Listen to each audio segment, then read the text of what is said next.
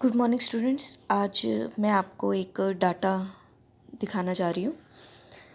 इस डाटा में इंडिया और चीन का कंपेयर दिखाया गया है कि स्टील जो है, जो हमारी डेली नीड के अंडर आता है, वो कैसे, जो चीन है उसको कैसे डे बाय डे प्रोड्यूस करता रहा है और आज वो दुनिया का सबसे ज़्यादा उत्पादक देश भी है और खपत वाला देश भी है।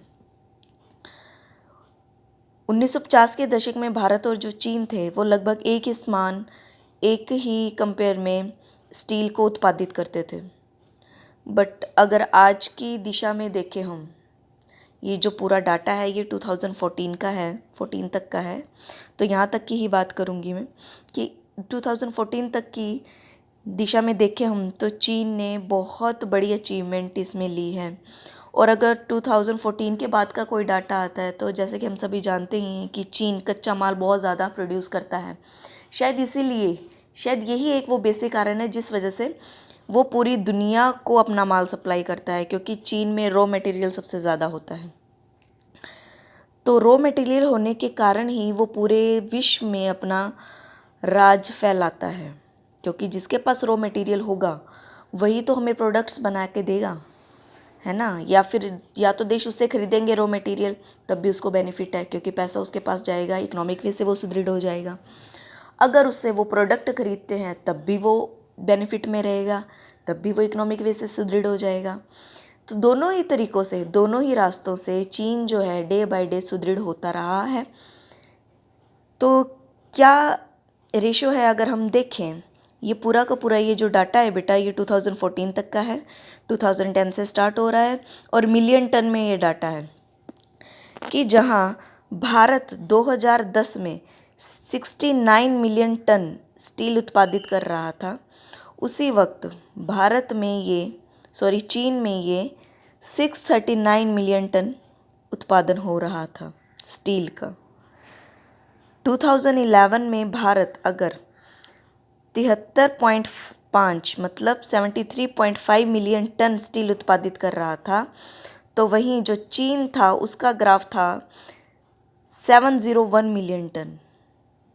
और 2012 में जहां इंडिया का ग्राफ भी ऊपर गया है, देखते रहिए आप, इंडिया का ग्राफ भी यहाँ से थोड़ा ऊपर गया है, लेकिन चीन का ग्राफ भी आप ध्यान से देखते रहिए कि वो कैसे ईयर बाय ईयर बढ़ता ही जा रहा है। 2012 में जहां इंडिया का उत्पादन गया है 77.3, कंपेरेटिवली अगर हम देखें 2011 के, तो ये बढ़ गया है, इसमें मिनिमम 4 पॉइंट की वृद्धि हुई है। तो और चाइना का ग्राफ जो गया है वो गया है 731 मिलियन टन पे। तो आप देखते रहिए कि इसमें 30% का ज़्यादा मुनाफा हुआ है। और इधर देख लीजिए आप, मिनिमम कितना है या मैक्सिमम कितना है, 4 का। भारत में जहां 2013 में 81.3 मिलियन टन, इससे ग्राफ ऊपर ही गया है भारत में भी, बट स्टिल देखिए आप, चाइना में जो स्टील इंडस्ट्री है वो कैसे ऊपर की तरफ बढ़ती जा रही है। चाइना में गया है ये 822 मिलियन टन। सीधा ग्राफ कहाँ से कहाँ पहुँचता जा रहा है। 2014 में आप, इंडिया का ग्राफ गया है हमारा 86.5 मिलियन टन और चाइना का ग्राफ गया है 822.7। यहाँ सिर्फ ये 0.7 ही बढ़े हैं, एज इक्वल क्वांटिटी में ये है।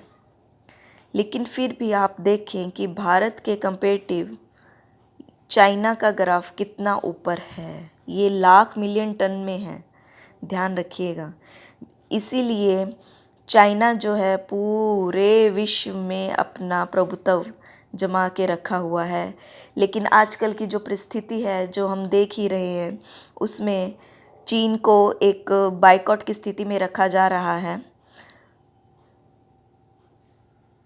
लेकिन फिर भी अगर हम देखें कि चाइना की जो इंडस्ट्री है स्टील, वो day by day, year by year बहुत अच्छी स्थिति में है, जो कि पूरे विश्व में नंबर 1 पर आती है, तो आप मान कर चले कि विश्व का कितना ही स्टील की जो पूर्ति है, इस्पात की जो पूर्ति है, वो अकेला चीन ही कर देता है।